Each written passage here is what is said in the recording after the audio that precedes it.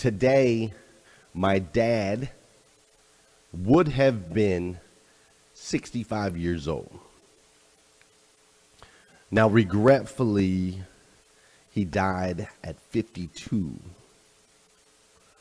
And you see, my dad, he spent the first quarter of his life, the first 13 years, obviously, as a spirited kid. He grew up in Dade City, Florida, just outside of Tampa, in the swamps, in a very small, tiny little shack with 12 brothers and sisters. Up until the day that my dad died, I always remember that he had this tick where he would smack his face over and over and over, and he would catch his bottom lip, and it would make this really loud sound that we could hear all the way around the house. I asked my father where that was from, like why he did that with his face, and he told me that when he was a kid, they used to rotate who got to sleep in the bed, all the different kids, but most of the time he had to sleep on the floor.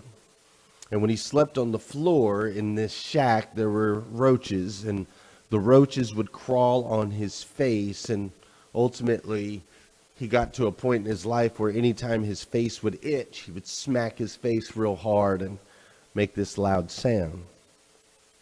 So he spent the first quarter of his life growing up in an impoverished situation, wanting nothing more than to get out. Now, the second quarter of my dad's life, he ultimately spent that. He jumped into the military, lied about his age, went into the military early, and he played basketball for the military for a lot of years, which is where he met my mom and traveled around and spent some time in Germany and so on and so forth. But ultimately, he played basketball for the United States Army for a period of years until his eyes, he had so many surgeries on his eyes, and he was considered legally blind, and he was medically discharged from the military after, I believe, 13 years of service.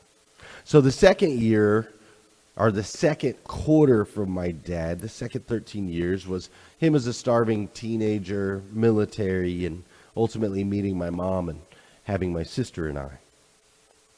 Now, the third quarter for my dad was a rough one. The third quarter, the third 13 years, included a divorce from my mom and a divorce from two other women during that season of my life. He was a cold and calloused man. He was very, very disciplined, and he disciplined us in a very uncomfortable way that definitely left a mark on us to this day. And so the third quarter for my dad, I can tell you, was a rough one.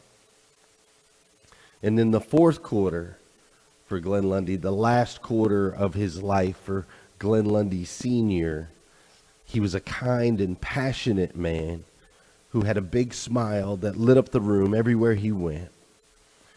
He loved basketball. He refereed the game. He played the game every day of his life up until he was 50 years old. And at 50 years old, after knee surgery, they took away his knees and told him he couldn't play basketball anymore. And ultimately, that took away his heart. You see, a man without the game that he loves is no longer a man. You see, he lost his spark. It fizzled out. And see, this happens to most of us. There was, like, it happens to most of us. We start off on fire, and then there's this season, right? We go through these trials, we go through these struggles, and then there's ultimately a season where we lose our spark. Like, I remember when I first realized I was a spiritual being, when I first realized that God was real and he existed in my life, and I started hanging out at Southland Christian Church, and there was this pack of us. There was this pack of us that was absolutely inseparable. I mean, we were going to the church 4 days a week. We were spending time together outside of the church. We were spending together, our nights, our weekends, everything. We did everything together. We served together. We traveled together. It was amazing. We were all on fire for God. And then came marriage and kids and work. And now I'm lucky if we see each other once every 6 months, once a year. We might pass each other by on an odd weekend where we both happen to be at church at the same time, right? Everything fizzles out. You see, at work in the car business, they have this saying. They say, a new penny always shines. You see, even though a penny, it's still only worth a penny, but when it's brand new, it looks good, right? It looks good at first, and that's what we see from a lot of people in the car business is this new penny, this new guy. He comes in, and he's making customers happy, and he's happy, and everybody's like excited. That first car deal, ask anybody in the car business, they can always tell you about their first car deal. They can always tell you the story behind it, and we get excited, and we're out there, we're like standing outside, and we can't wait to get another customer, and then as time goes on, it starts to fizzle. We start to deal with some maybe unhappy customers, or we have some issues, or we have some problems with coworkers at work, or we're out there shoveling snow off of all the cars, after 2 feet of snow like my man Don Seki has to deal with. And over time, this excitement that we had in the beginning, in the first quarter, it starts to fizzle.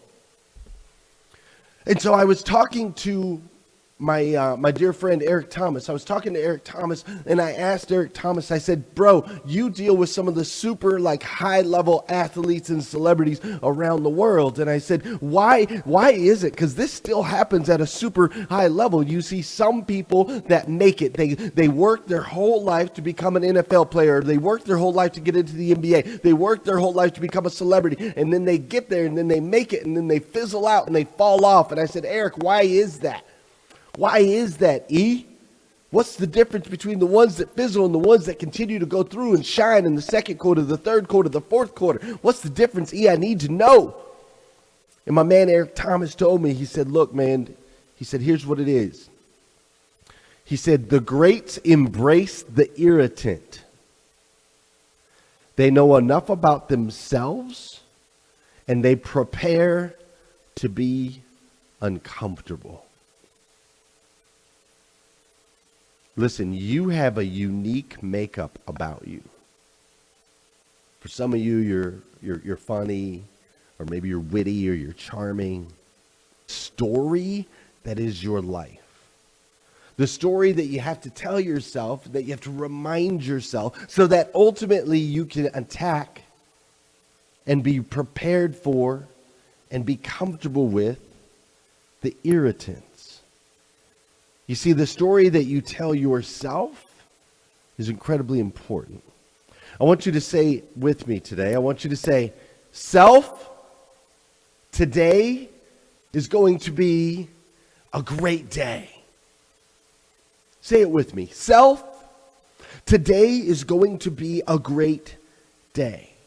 Listen, I've had 567 episodes of Hashtag Rise and Grind, and sometimes it's really exciting. I just can't wait to jump in here and spend time with you and spend my mornings with Joel Tomlinson and Dottie Spears and Melinda Gayheimer and Karen Newton Simpson, right? Some days I'm just so excited about it. I can't wait to get in here. But then there's other days. There's other days where there's snow out that I got to take care of in order to get to the office in time. Or maybe I'm traveling. Maybe I'm in a different time zone, right? Maybe I'm tired. Maybe I'm only on 2 hours of sleep or one sleep cycle. Maybe I wasn't able to get in a full sleep cycle. Traveling, time zones, people, so on and so forth. Not every day is super exciting for me to get in here with you. I got to be honest. Not every single day. But I tell myself a story that God has given me unique gifts. And those unique gifts, I can use them to encourage and empower you. And see, that is, as I lean into those gifts, the story that I tell myself is as I lean into those gifts, I ultimately I'm going to receive the gift of his blessing. You see, I believe if I serve 4, he's going to allow me to serve 40. I believe if I serve 40, he's going to allow me to serve 400. And I feel energy and passion when serving others in very specific ways. It pushes me through the irritants. And you see, the same is true for you. See, in order for you to push through past the first quarter, in order for you to push through in those times where it starts to fizzle out, is you must know your gifts. You must know you, and you must use that story to push through. In order for you to continue to push through the irritants, you got to know you. Use the story to push through. What's the story? What story are you telling yourself? Listen, if you haven't done so already, please hit that share button. Somebody needs today's episode of hashtag Rise and Grind. If you don't normally share, will you share today? Please tag somebody. There's somebody out there. If it wasn't you, there's somebody near you. Somebody who you can make an impact in their life. That's what it's all about, my friends. So what is the story that you're telling yourself? Because the story that I tell myself is the same one that I want to share with you this morning. That you, my friend, are a child of God. The God of the universe. The God who made everything. Made you to be the absolute best. You hear me? The absolute best version of yourself that you can possibly be. Not average, not below average, not a little bit above average, but the absolute best version of yourself that you can possibly be. That's why you're here. That's how you're designed. And there's a story deep down inside you. And as you get to understand and know you and use that to push through when it's cold, when you're tired, when you don't want to, when you get to that I can, I will, I must point in your life, I want you to understand that the decisions that you make every single day, they matter. They make an impact on your friends, on your family members, on your coworkers. You showing up here today made an impact on me. And I, for one, absolutely love you for it. I do.